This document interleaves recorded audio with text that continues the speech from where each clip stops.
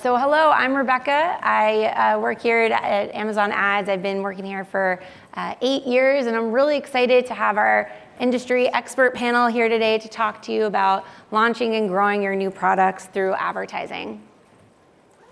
So just to get situated, understand who's here in the room, have any of you experienced these pain points? You're not sure what ASIN to advertise, you have a really hard time understanding the different ad products and settings, and you're just not sure which ad product to use at all. Anybody, show of hands, one of these problems? Two of these problems? Three even? All right, well, you guys are in the right place because we are gonna dig into this today with Bradley and Shen, who are here to join me. So I'll let them introduce themselves. Go ahead, Shen, start with you. Hi, I'm Shen. I'm the founder of Millennials in Motion.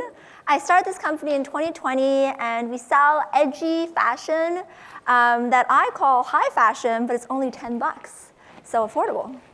Yeah, thank you for your service. That's really exciting. These are my tights. See, they're real. Wonderful.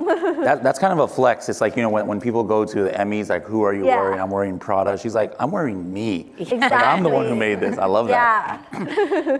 My name is Bradley. I run the education strategy team at Helium 10, where I've been for 7 years, software for Amazon sellers. And I've also run multiple brands on Amazon. I've launched over 600 products in the last 5 years. Great, thank you guys for being here and for sharing your firsthand experience, both as a seller and also as a seller and helping lots of other sellers. So really great insights we'll have from them today. Here are the things that I'm hoping to cover with my questions, a little bit of an agenda. We'll talk about foundations, both in how to kind of think about your product detail page as a foundation for advertising, and then your initial settings, your advertising basics, and then how to scale that initial growth into long-term success, and really focusing on the insights that these guys have from their real-world applications and how we can apply that to the things that you guys have going on in your businesses as well. And then we'll wrap up with some key takeaways.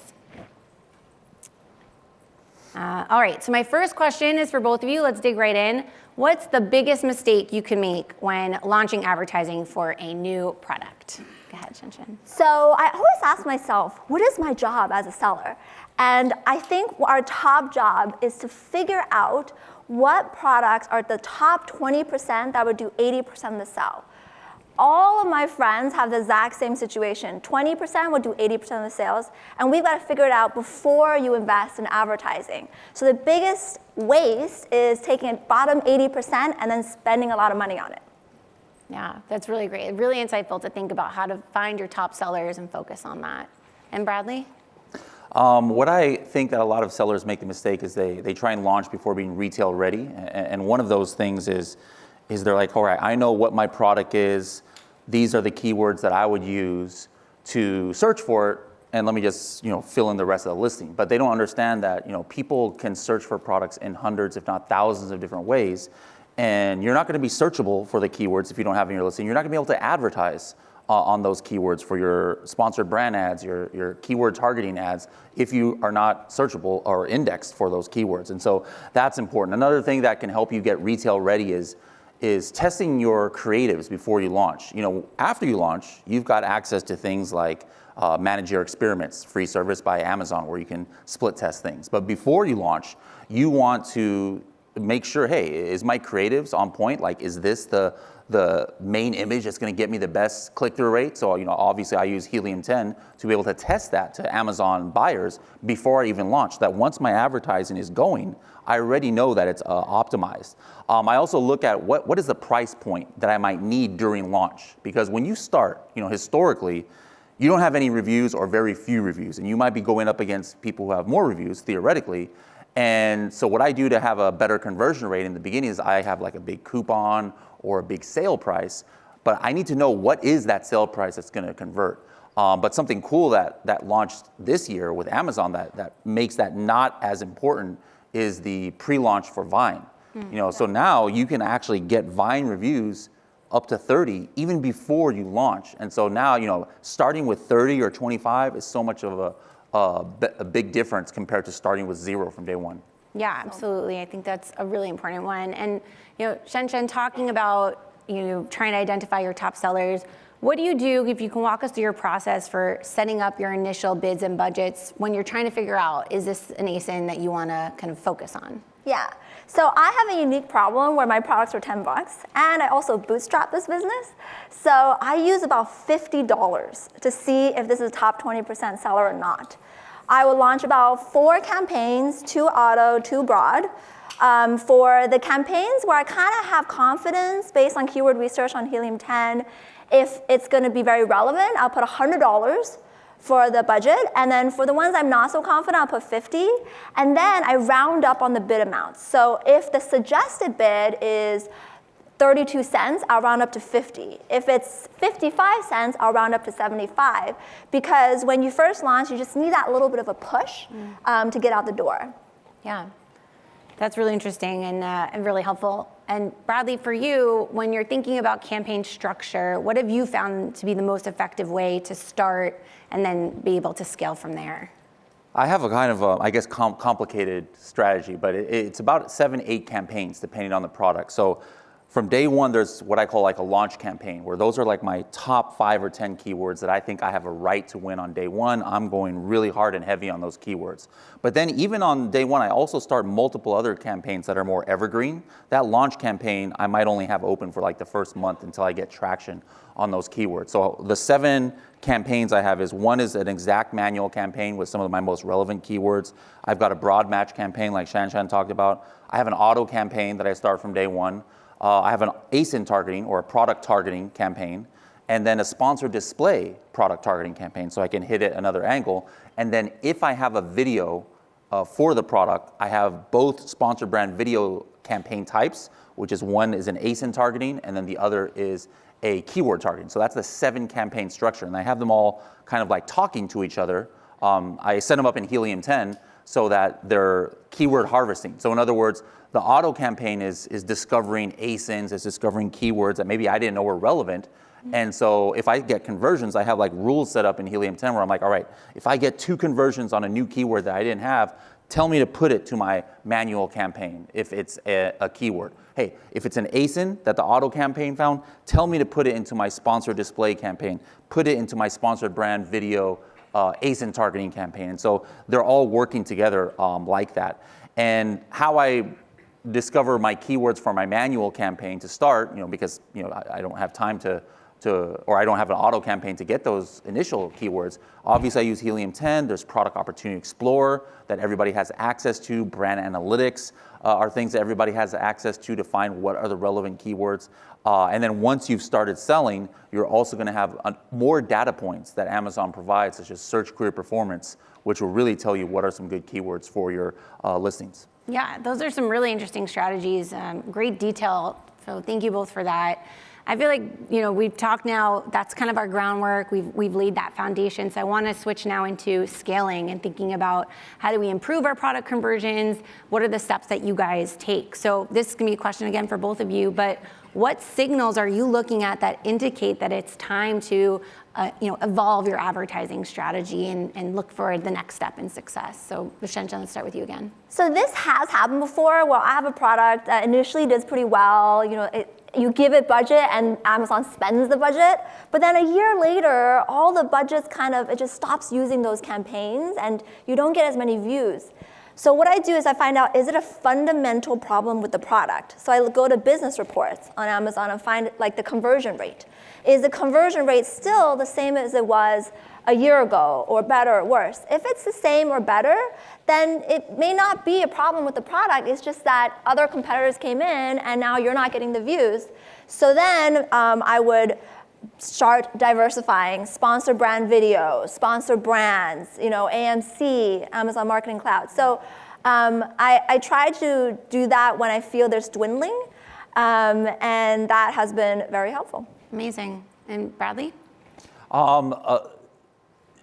Advertising is not set it and forget it. And that's a mistake that a lot of sellers make. So it's a constant, changes you should be doing. I do mine once a week at least.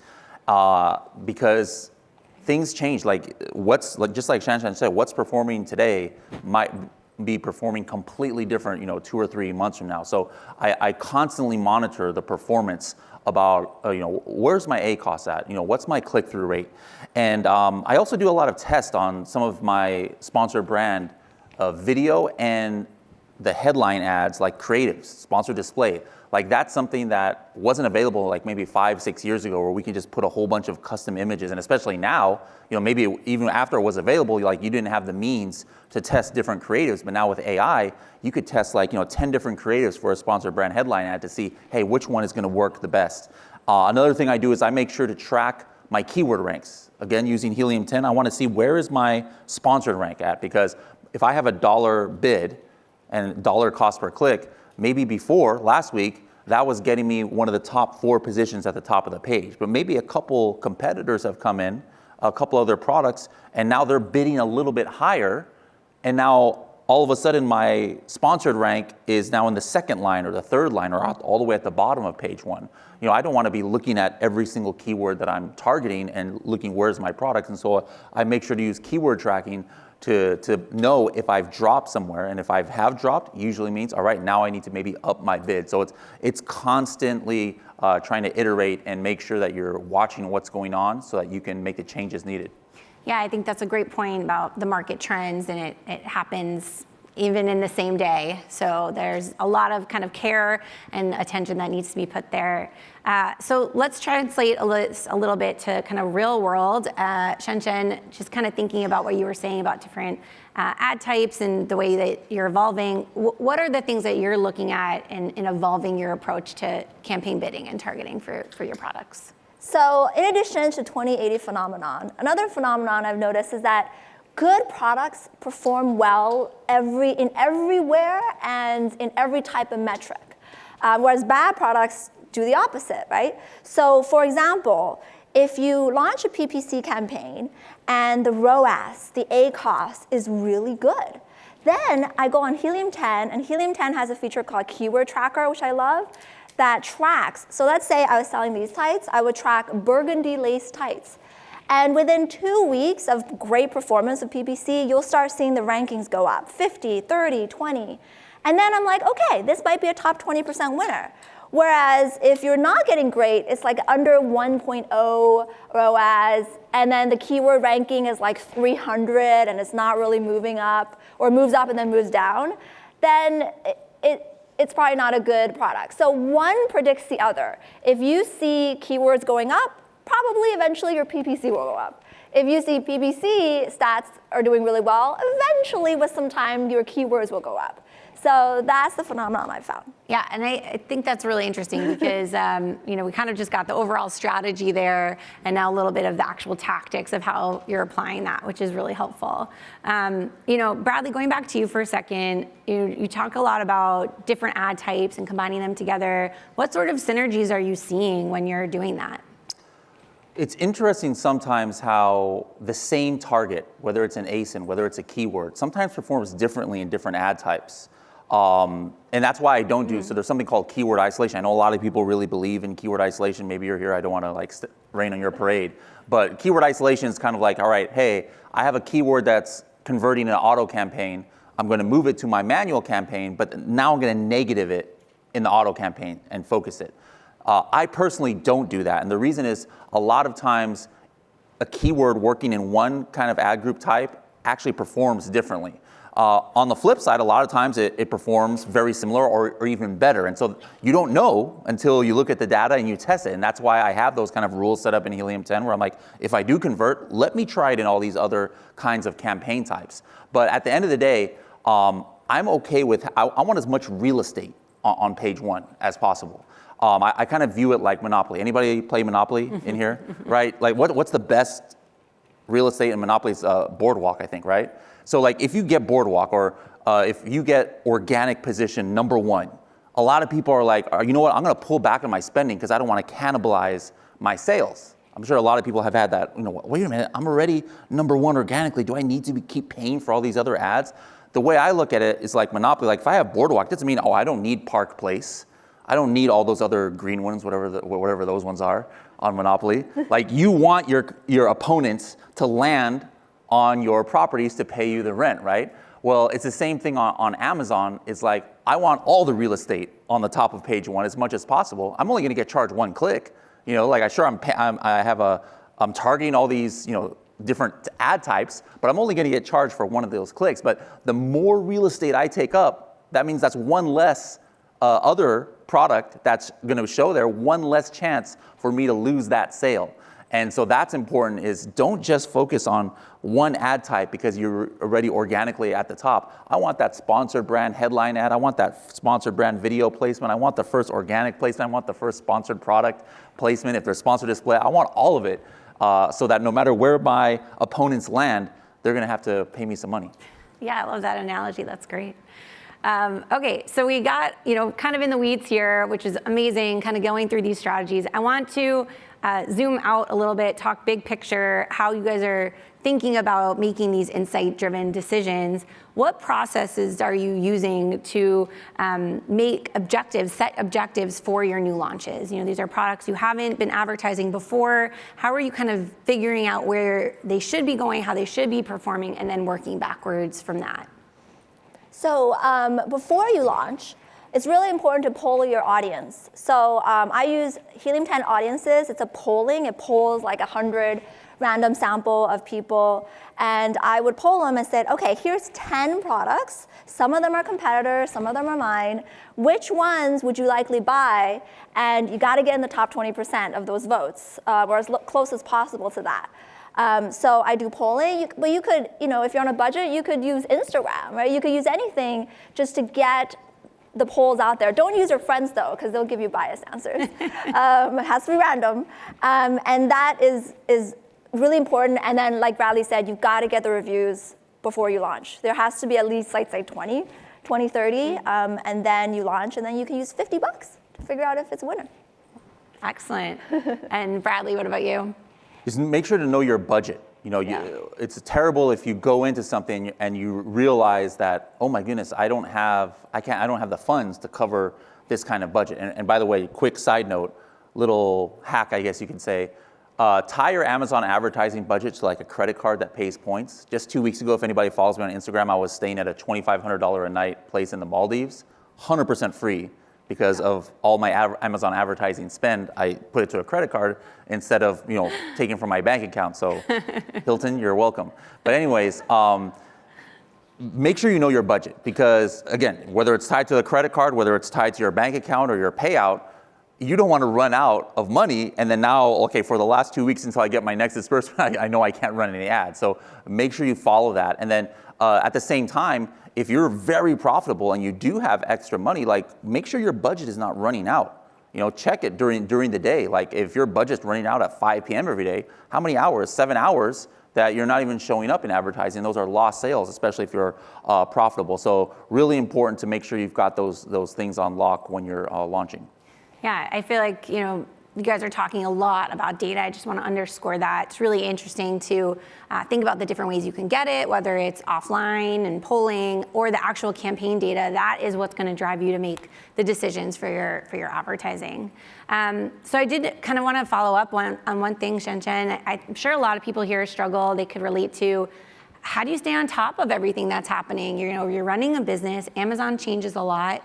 What are you doing to kind of keep your finger on the pulse of both all the different products within Amazon and then also your own customer needs? I think to be extraordinary and to succeed, you have to live, breathe Amazon. So I put podcasts like in the background while I'm washing dishes. I'm always listening to it because you don't know what you'll absorb. So my favorite podcast, Helium 10, I listen to that one. Bradley's the host of that one.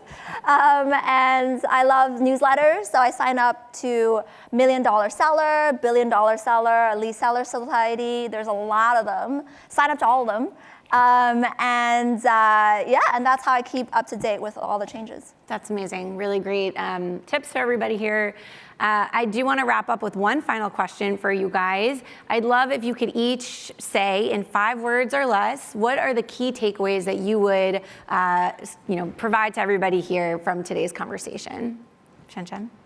Amazon is predictable. Data is key. Diversify everything. It's like a haiku. Yeah. A podcast host and a poet. So just to kind of put together some of my own key takeaways, mine are going to be longer than 5 words, but the starting with foundations, I think we talked, some really good things talking about the quality of your product page and your listing, whether that's going to be the photos that you include, your description, the bullet points, having the reviews ready. That's the engine that you're gonna pour the fuel of advertising on top of. So you gotta make sure that's ready to go.